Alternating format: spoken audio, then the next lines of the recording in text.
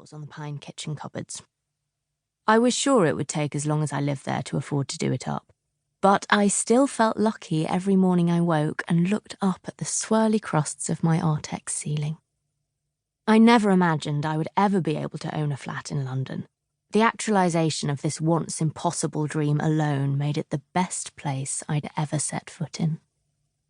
I had 2 neighbours, an elderly widow named Alma who lived above me, whose hallway small talk about how best to grow tomatoes on a windowsill and generous donations of leftover homemade kibba were both delightful, and a man downstairs who I hadn't yet met despite having moved in a month ago and made a number of attempts to introduce myself.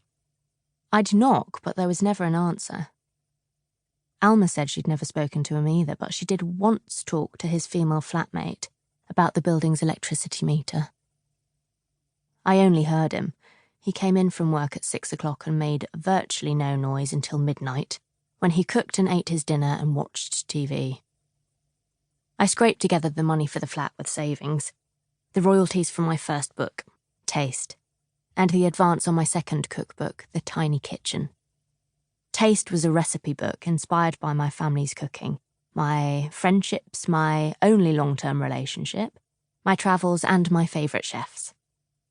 It also had a thread of memoir spun in between the recipes.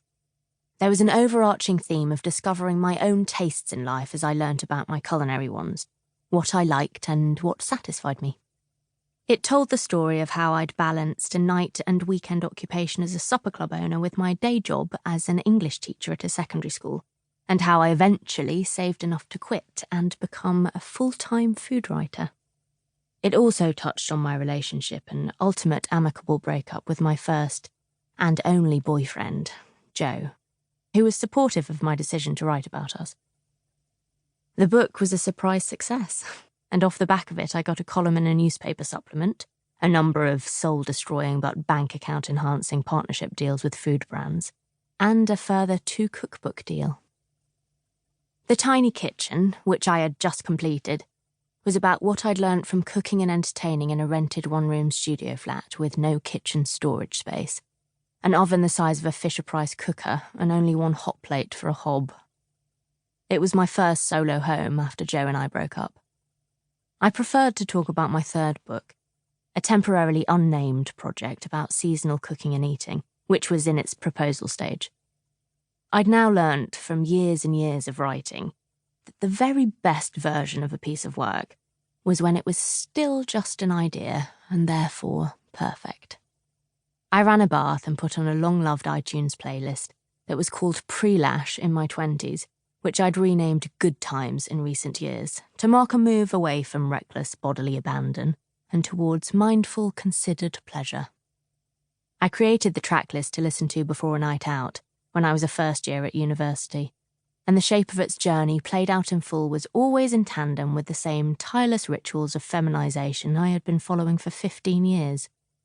Wash hair, dry it upside down and try to increase its volume by 10%, pluck upper lip, 2 layers of mascara, second drink, walk into 2 spritzes of perfume. By the time the penultimate track came around, nothing but a G-thang. A cab was always waiting outside while I cut my legs to ribbons with a disposable razor over the sink because I'd forgotten to shave them in the shower.